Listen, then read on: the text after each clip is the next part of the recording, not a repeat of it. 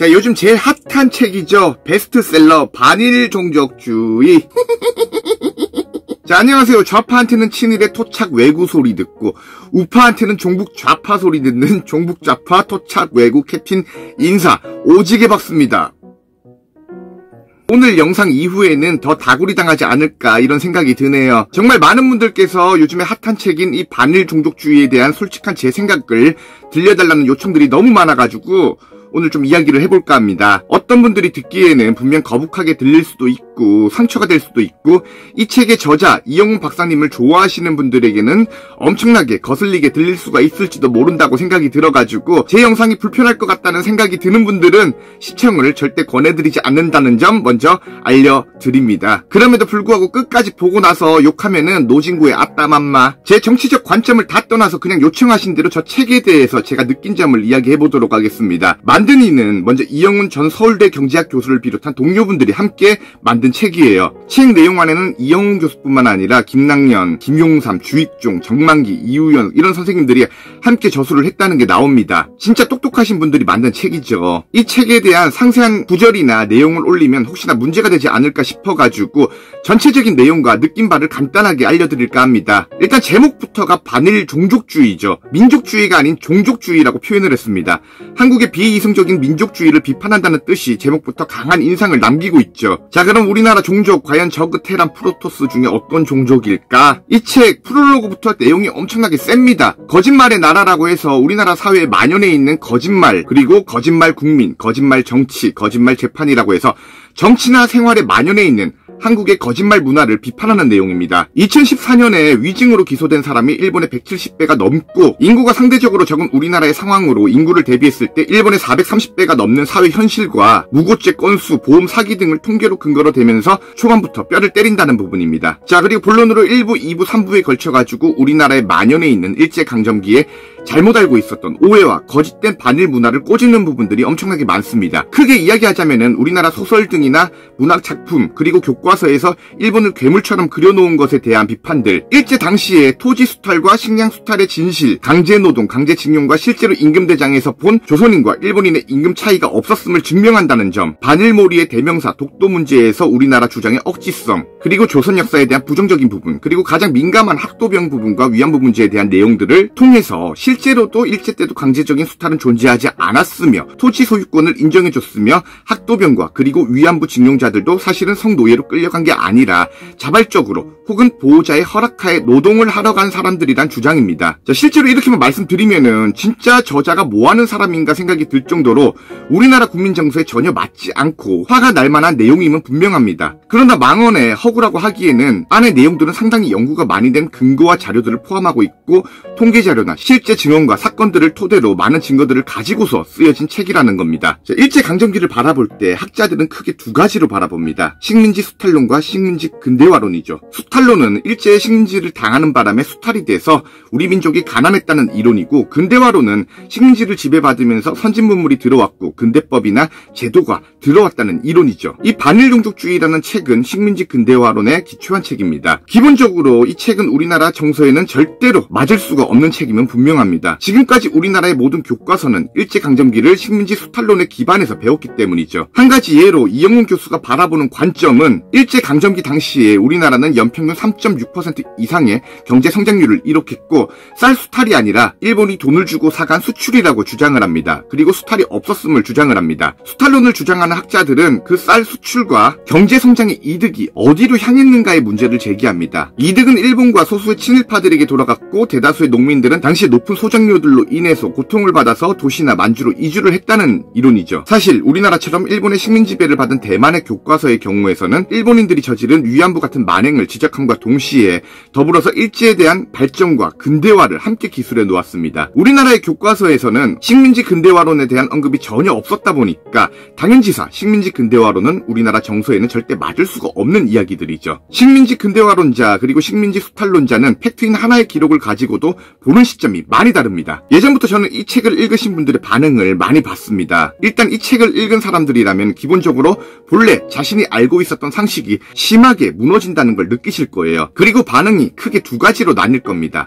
망언이다, 말도 안 된다, 일본 극우들의 주장을 기반했다고 비판하는 사람들, 그리고 다른 부류는 맹목적인 찬양과 맹신, 자국 혐오가 그 이상이신 분들을 엄청나게 봐왔습니다. 그리고 더해서 이 책의 저자 이영훈 박사 말만 무조건 옳은 것이고 다른 것은 무조건 틀렸다는 주장을 하시고 반론에 대해서 엄청 공격적이신 분들을 많이 봐왔습니다. 한마디로 이 책은 사람들이 싫어하면 싫어했지 빠지면은 그냥 좋아하는 사람은 없고 찬양을 하는구나 이런 생각이 좀 들었습니다. 여튼 이 책을 읽고서 저는 긍정적, 부정적 두 가지의 느낌을 다 받았습니다. 사실 우리나라만큼 해방된 지가 70년이 넘었음에도 불구하고 조금만 마음에 안 들거나 사실을 이야기해도 친일몰이로 종결하는 나라가 전 세계에 있을까 싶은 부분이 있죠. 일본은 무조건 미워하고 까야 애국자가 되는 형태를 너무 많이 봐왔습니다. 경제 대국임에도 불구하고 상식이 안 통하는 사회가 됐죠. 그런 우리 사회에서 이런 책을 낸다는 용기가 있다는 게 정말 대단하다는 생각이 들었습니다. 단순 허구로 억지 주장이 아니라 통계나 실존하는 증거 자료들을 바탕으로 지금 우리 사회에 만연해 있는 반일주의를 사실로서 알아가자는 내용들은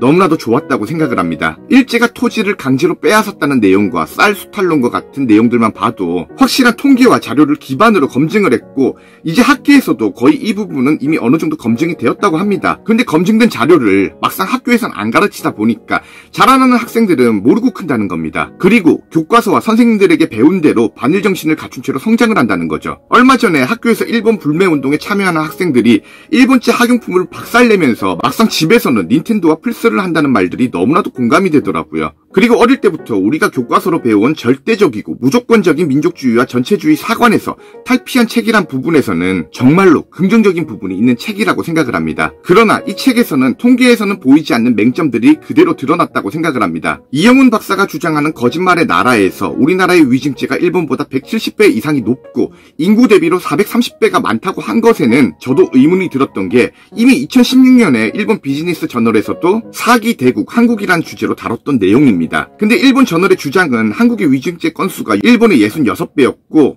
인구 대비하면은 170배라고 주장을 했는데 근데 이 책에서는 일본 측 통계보다 3배나 더 크다는 점이 있습니다. 그리고 우리나라와 일본의 법 제도를 간과하지 않고서 기술을 했다는 점입니다. 한국은 사기 사건들이 주로 고소 사건들이 많다고 합니다. 돈을 빌려주고 나서 못 받은 경우에 민사로 처리 안 하고 형사로 처리를 하려고 하다 보니까 일단 사기범죄 기소 비율이 매우 높게 통계가 나온다는 점이죠. 일본은 반면에 고소를 잘 받아주질 않는다고 합니다. 증거나 자료가 충분히 입증돼야만 수사가 진행이 된다고 해요. 이것 차이부터 한국이 일본보다 사기 건수 발생 비율이 높을 수밖에 없다는 주장이 있습니다. 그러나 이 책에서 주장하는 거짓말에 따라 그건 차마 부인할 수 없는 게 이렇게 저렇게 다 빼도 일본보다 한국의 사기 범죄 건수는 일본보다 압도적으로 높다는 점입니다. 그래도 프롤로그에서 나오는 만큼 자극적인 수치는 아니라는 거죠. 자, 그리고 저 역시 독도에 대한 영상을 올린 적이 있는데 제 영상을 못 보신 분들은 먼저 참고를 해주시면 되겠습니다. 이 책에서는 독도가 한국 땅이란 주장을 아주 중의적으로 설명이 되었다는 느낌을 많이 받았습니다. 세종실록 지리지나 한국 고지도의 맹점들을 꼬집었는데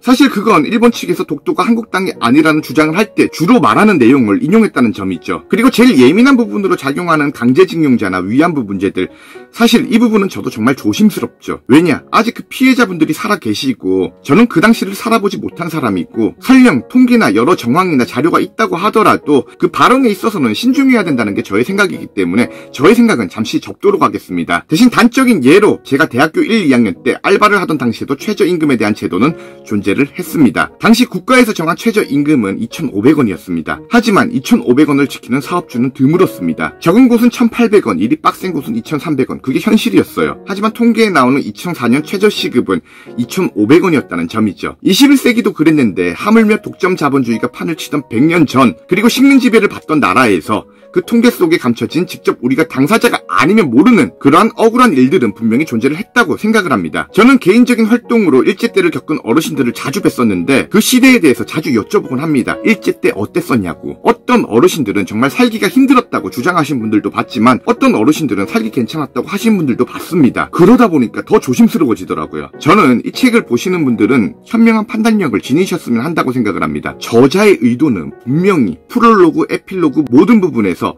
기본적으로 진실된 역사를 알아가자는 책인데 이상하게 해석하시는 분들을 너무나도 많이 봤어요. 전체적으로 지금 한국에서 팽배해 있는 친일은 무조건 악, 반일은 무조건 선이란 부분을 증거나 검증된 자료를 바탕으로 올바른 역사관을 갖자는 내용의 책인데 물론 한국 정서에는 절대 안 맞는 식민 근대화론에 기반한 책이긴 합니다. 그러나 그건 수탈론과 대립되는 이론일 뿐이지 나머지는 독자의 몫이에요. 책 표지부터 대한민국 위기의 근원이라고 해서 여러 가지로 기술을 했습니다. 그러나 이 책을 잘못 해석하시는 천명치 못한 일부 사람들이 이 책의 본래 의도와는 다르게 해석을 한다는 점입니다. 식민지 근대화론이 절대적으로 옳은 것이며 독도는 일본 땅이고 자국 혐오와 일본 제국주의의 맹목적인 찬양만 하는 사람들을 너무나도 많이 봐왔습니다. 막상 저자인 이영훈 교수님은 독도가 일본 땅이다 이렇게 주장한 적이 없음에도 불구하고 제 댓글만 봐도 온갖 욕설과 함께 일제강점기는 축복이고 독도는 일본 땅이고 일본에게 그때 아예 먹혔어야 하는데 어쩌고 저쩌고 더러운 글들을 너무나도 많이 봤어요. 이영훈 교수 책을 봐라. 네가 시중에 있는 책으로만 공부해서 아무것도 모르는 거다. 이런 식으로 저한테 욕다는 사람들 계시더라고요. 한마디로 이게 성서가 된 거죠. 근데 님들아, 이 반일 종족주의도 시중에 있는 책이에요. 결코 바이블은 아니라는 겁니다. 완벽한 사람이 없듯이 완벽한 책도 없는 법이죠. 이 책을 읽으시더라도 필자의 의도와 이 책이 전달하고자 하는 의미를 제대로 파악하셨으면 좋겠습니다. 말도 안 되는 신봉으로 잘못된 가치관을 가지게 되면은 오히려 글쓴이에게 대한 모독이 됩니다. 진짜 댓글들 보면은 저자의 의도를 이따위로 판단하는구나 이렇게밖에 안 느껴져요. 근데 그 책을 잘못 읽은 사람들이 오히려 자기가 벽치는 줄은 모르고 잘난 척 오지죠. 뭔가 자신은 남들과는 다르게 깨어있다고 생각을 하면서 남을 멸시하는 듯한 행동이나 누군가에게 상처를 주려고만 해요. 그건 똑똑한 게 아니라 똑똑한 척하는 그냥 벽신 일봉이에요. 제발 그런 분들은 자칭 보수우파라고 하지 마세요. 그리고 몇몇 분들께서 말씀하시기를 이 책은 아무도 반박을 할 수가 없는 완벽한 논리의 완벽한 것이라서 반박을 해보라고 말하는 사람들을 너무나도 많이 봤습니다. 조금 다른 말이지만은 이영훈 교수가 쓴 세종은 과연 성군인가라는 책에서 그에 반박하는 박현모 교수 같은 학자들이 나왔듯이 반일종족주의에도 반론하는 이론을 가지고 덤비는 학자들이 분명히 나올 겁니다. 저는 두 분의 논문 배틀을 보고서 개인적으로 정말 재밌게 봤었는데 이 책 역시 베스트셀러가 됐다 보니까 앞으로 유능하신 박사님들의 도전도 기대가 되네요. 또 그런 걸 보면서 저는 많이 배웁니다. 그리고 이 책을 비판하시는 분들 역시나 읽어보시고 비판을 하라고 말씀드리고 싶어요. 뉴스든 SNS든 제대로 읽어보지도 않고서 비판만 오지는 분들을 너무나도 많이 봤어요. 또 얘기하겠죠. 볼 가치조차 없어서 안 봤다. 그러면 비판할 자격도 없는 거예요. 반일 종족주의에 대한 저의 리뷰였습니다. 많은 분들께서 제 생각에 대해서 꼭 요청을 하셔가지고 솔직하게 답을 드렸습니다. 당연히 저의 주관적인 생각이기에 저와 생각 다른 분들의 의견도 듣고 싶습니다. 댓글로 남겨주세요. 또 좌파 오빠 양쪽에서 다구리 맞게 생겼네. 모다구리다!